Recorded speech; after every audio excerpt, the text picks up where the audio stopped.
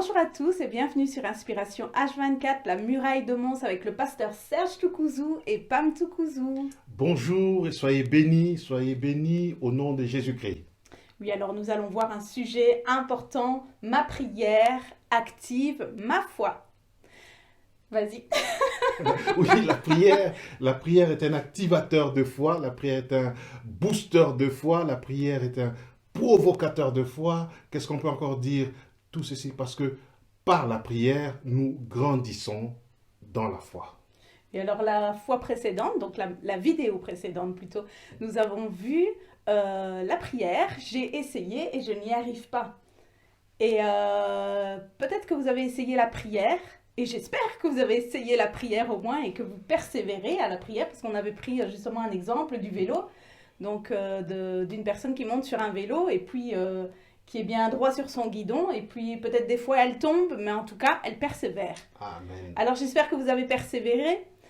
Et aujourd'hui, on va justement lancer cette activation de foi par la prière. Et nous avons vu aussi que c'était le Père en fait qui commençait la communication, ou du moins qui lançait la communication, qui voulait dialoguer avec les hommes. C'est lui le premier qui attend et qui fait le premier pas.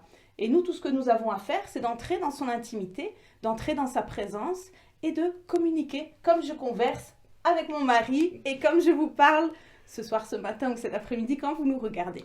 En effet, nous avons défini la prière, ou nous avons expliqué la prière comme étant une conversation, un dialogue de l'échange entre le Père Céleste et nous, et ses enfants, et ou son enfant.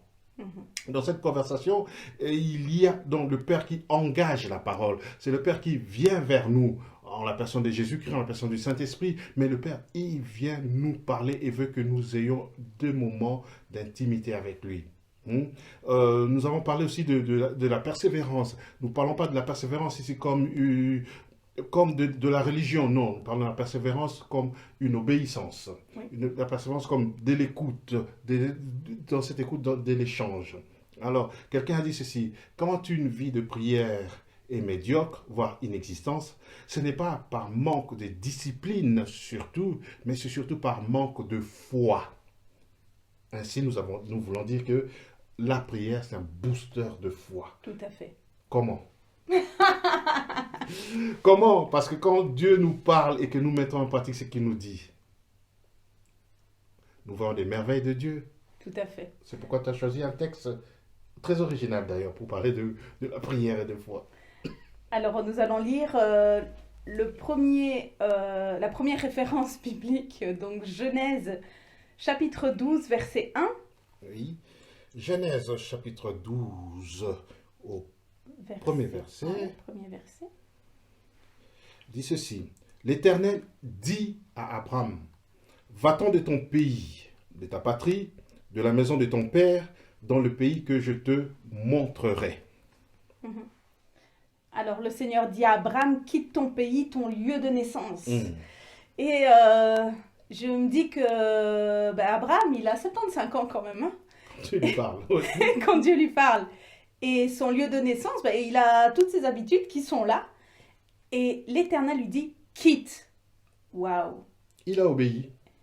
Et le truc, c'est Dieu n'a pas montré avant à Abraham pour le sécuriser et lui montrer où il allait. Mais il lui a dit, quitte.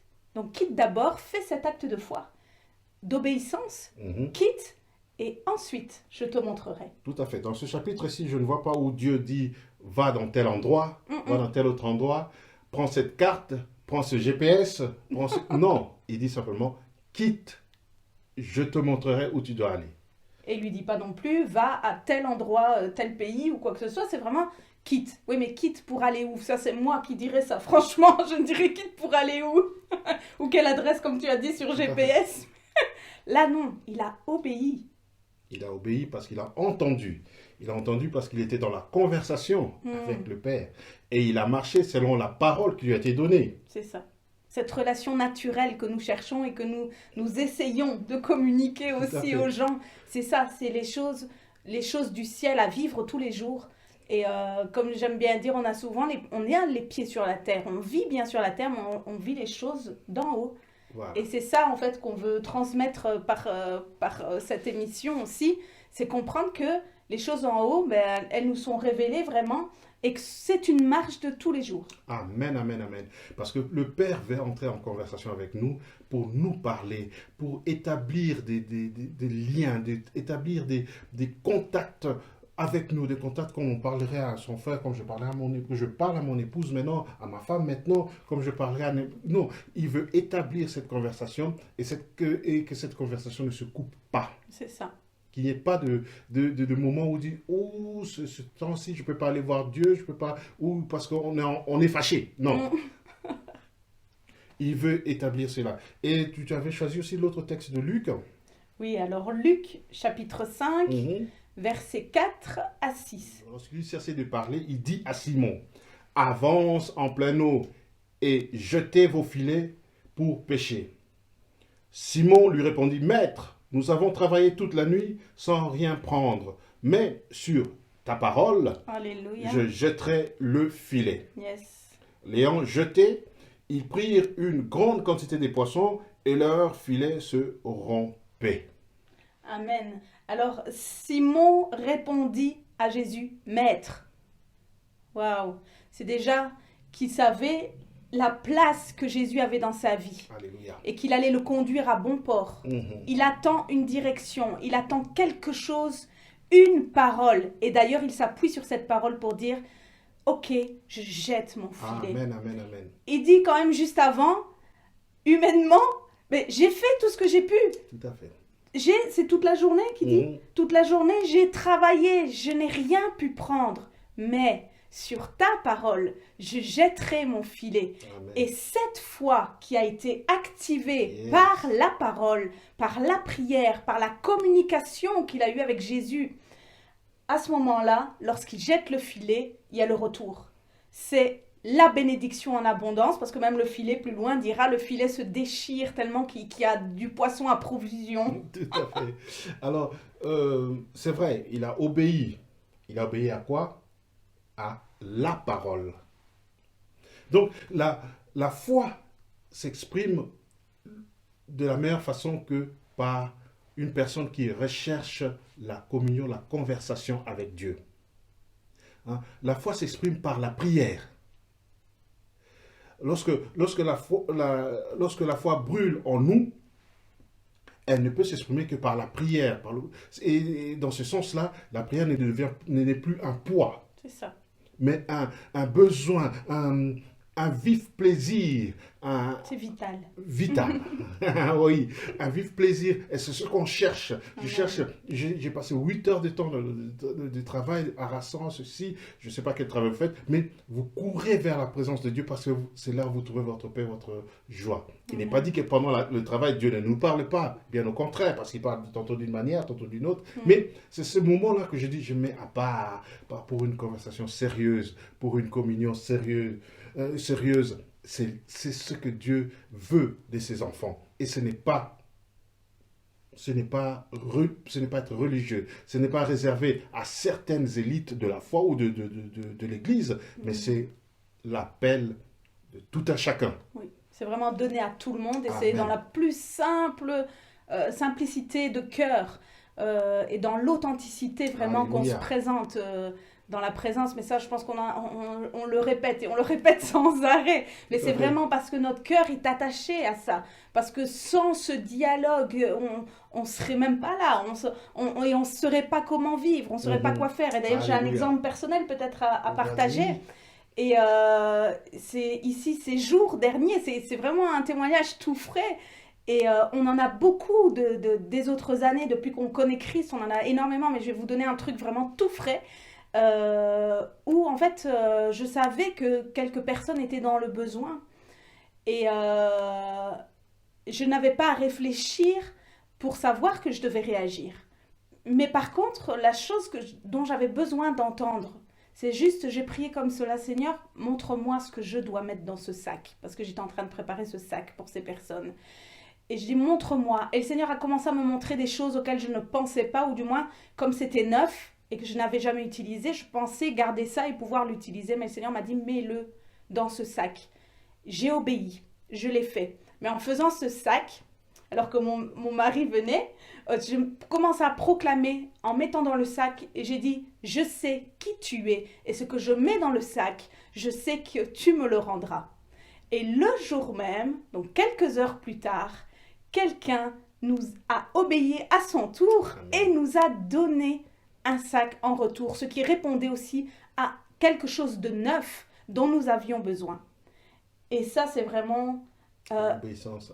voilà, simplement avoir entendu, obéir et activer la foi. Alléluia. Et le retour, c'est quoi? C'est la bénédiction, tout simplement. Tout simplement. Tout simplement. Parce que dans Jean 15, verset 7, il dit ceci, si vous demeurez en moi et que mes paroles demeurent en vous, demandez tout ce que vous voudrez et cela vous sera accordé. Jésus insiste sur quoi? Sur la parole. Demeurez en moi et que mes paroles demeurent en vous. C'est-à-dire que vous écoutez ou demeurez en moi. C'est-à-dire que vous êtes d'abord en communion avec lui pour écouter sa parole. Pour mettre en pratique sa parole. Et là, tout ce que nous demandons au Père, eh bien, le Père nous le donne. Parce que nous sommes en communion avec lui, nous sommes d'un commun accord avec le Père. Oui. Et la prière n'est pas simplement une demande. La prière, comme nous avons dit, c'est une conversation. Dieu nous parle. Il a dit à Abraham, il a commencé par lui dire, quitte ton pays. Marche. Et Abraham a marché. Je vais nous donner un petit témoignage qui m'est arrivé. Toujours dans la conversation avec le Père, je devais prendre le train et j'avais ma veste en main comme ça et j'entends la voix du Seigneur me dit, prends ton portefeuille qui est dans la poche de ta veste, mets-le dans ton sac. Je sortais du travail. Et je dis, Seigneur, le train arrive et j'avais mon livre dans le train, je voulais lire. Bon, Seigneur, je le ferai. Je prends mon train de Bruxelles et j'arrive à Mons. Je dois descendre rapidement parce que j'étais absorbé par la lecture du livre que j'avais. Et je dois sortir précipitamment du train. Et je sors du train, je marche, je fais quelques mètres. Et là, je commence à parler en langue, à prier. Parce que j'étais seul et je commence à prier en langue. Et dès que la prière en langue est terminée, je me suis dit, Seigneur, qu'est-ce que tu veux me dire? Le Seigneur me dit, mon papa me dit, mets ta main dans la poche de ta veste. Je mets ma main dans la poche de la veste, mon portefeuille n'était plus là. Je me suis dit, ouïou. Pourquoi n'avais-je pas obéi tout de suite dès qu'il m'avait dit de le faire avant de monter dans le train? Sûrement, mon portefeuille est tombé dans le train. Et là, pris de panique, je me retourne, je dis, je vais quand même aller voir. Je marche 150 mètres plus loin et je vois mon portefeuille par terre. Et là, je me suis mis à rire. Et je me suis dit, sûrement que le Seigneur rit avec moi. Pourquoi? Parce qu'il m'avait dit une chose, je n'ai pas obéi. Mais là, il voulait me donner une leçon de l'obéissance prompte, tout de suite, dans la prière, dans la conversation. Ce qu'Abraham a fait, il a obéi, il a marché, il a été béni. Elle a fait, elle a répondu à un appel, elle a été bénie. La conversation, c'est ça. Dieu dit et nous répondons, nous parlons et nous conversons avec lui. Et dans ces choses-là, au fur et à mesure, aujourd'hui j'obéis, je vois la présence de Dieu, je vois les résultats. Demain j'obéis, je fais une obéissance dans un appel encore plus grand, je vois encore le résultat. C'est comme ça que nous grandissons dans la foi et nous disons que la prière, dans la conversation, la communion avec le Père, c'est un activateur, un motivateur de la foi. Amen. Et c'est ça, tu dis exactement ce que j'étais en train de penser en fait, dans le sens que c'est par petites doses et plus on lui fait confiance et plus on marche un pas à la fois comme on aime bien dire. Et le Seigneur nous fait voir les choses de gloire en gloire et de victoire en victoire et on se rend compte que waouh, même nous on est étonnés, on est tellement émerveillés de ce qu'il fait. Amen. Donc voilà, nous allons... Non, il y a une chose aussi importante. Tu vas encore parler. Je voudrais dire à quelqu'un ce soir ou ce matin ou l'après-midi, quand vous prenez cette lecture, quand vous prenez cette conversation, cette émission, il y a quelqu'un qui veut rentrer dans la prière. Il y a quelqu'un qui a entendu Dieu lui parler pour entrer dans une vie de prière. N'hésite pas. Peut-être que tu dois cesser de faire ce que tu fais maintenant. Vas-y, entre dans ta chambre. Cherche un lieu secret. Parle-lui. Écoute, commence par l'écouter. Parce que quand il t'appelle, il veut te dire quelque chose. Écoute-le maintenant. Hmm? Peut-être que tu t'appelles Sylvain. Écoute, Dieu t'appelle dans ce lieu secret pour te parler seul à seul. Écoute, et plus tu obéis à ce qu'il te dit de faire, plus tu vois les résultats, et ces résultats iront en grandissant. Amen. C'est pourquoi nous disons que notre foi ne grandit pas, mais c'est nous qui grandissons dans la foi. Parce que la foi vient de ce qu'on entend, et ce qu'on entend, c'est la parole de Christ. Amen. Amen. Amen. Nous allons peut-être prier. Tout à fait. Et c'est pas peut-être, nous allons prier. Et nous allons activer vraiment cette foi pour croire vraiment que quelqu'un qui nous écoute, comme l'a dit Serge, peut-être sera touché, je le crois, c'est pas peut-être, c'est sûr. Je le crois vraiment qu'il y a quelqu'un qui sera touché par cette vidéo et sûrement ce sera une réponse à peut-être, je me pose cette question de comment je dois activer ma foi, c'est quoi la foi, pourquoi je dois prier. Ben, voilà, c'est juste un partage qui te permet d'aller plus loin et nous allons vraiment prier qu'il y ait ce dépôt du Saint-Esprit dans ton cœur, qu'il y ait ce dépôt du Saint-Esprit dans tes pensées, dans ton âme, dans ton esprit, dans tout ton corps, et qu'il puisse te visiter maintenant pour que tu sois vraiment convaincu que c'est le moment, que c'est pas demain, que c'est pas un autre jour que tu devras t'engager dans la prière, que c'est pas que tu dois pas remettre à demain ce que tu peux faire aujourd'hui. Tu dois aller voir ton Père. Bien sûr, ce n'est pas une obligation, c'est un libre arbitre, c'est un choix de tout à chacun, mais il est urgent d'avoir une communication, d'avoir des directions, d'avoir des plans, d'avoir oui, juste une obéissance envers ce que Dieu nous demande en fait aujourd'hui. Et voilà, pasteur, si tu veux prier pour les gens. Alléluia. Oh, gloire à ton nom. Gloire à ton nom, Jésus. Shambarabaka, Faï Basai.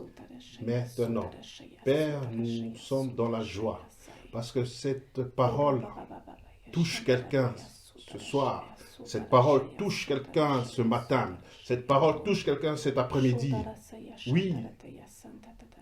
Oui, oui, tu libères. Nous libérons ta parole de foi. Ta parole qui brise, qui sépare l'os de la moelle. Ta parole qui nous sort de notre confort ou nous sort de nos habitudes, comme tu as sorti Abraham de ses habitudes alors qu'il avait 75 ans. Père, ta parole est la vérité. Elle nous pousse elle nous donne soif de ta présence. Comme elle nous donne soif de ta présence à une telle personne. Peut-être qu'elle s'appelle Sylvie. Peut-être qu'elle s'appelle Jean-Pierre. Peut-être qu'elle s'appelle, je ne sais pas, Solange, Eric. Aujourd'hui, la parole de Dieu lui donne la puissance, donne la foi et la soif de te rencontrer. Je vais enlever tout obstacle maintenant au nom de Jésus-Christ, afin que tes enfants aillent dans ta présence, afin que tes enfants te connaissent et aient une vie de prière soutenue, une vie de prière persévérante.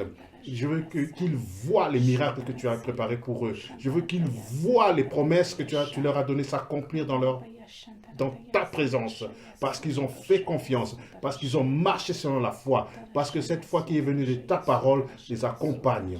Je te loue, Jésus, et je te bénis pour toute personne qui nous écoute. Et je prie pour que ceux qui sont malades soient guéris maintenant. Ceux qui espèrent dans quelque chose, qui reçoivent ce dont ils espèrent maintenant. Je te loue et je te bénis au nom de Jésus-Christ. Amen. Amen. Pendant que tu priais, vraiment, je voyais, non, tu n'es pas trop vieux. Abraham n'était pas trop vieux. Amen. Pour quitter ses habitudes et pour commencer une nouvelle vie. Gloire à ton nom. Et ton commencement à toi, c'est la prière. Alléluia. Ton commencement à toi, c'est changer peut-être ta façon de prier. Oh, gloire. Et sûrement, tu es une personne âgée qui regarde dans cet instant. Et j'avais vraiment cette image de cette personne âgée, de dire, tu peux tout recommencer maintenant. Amen. Sur cette parole, jette ton filet.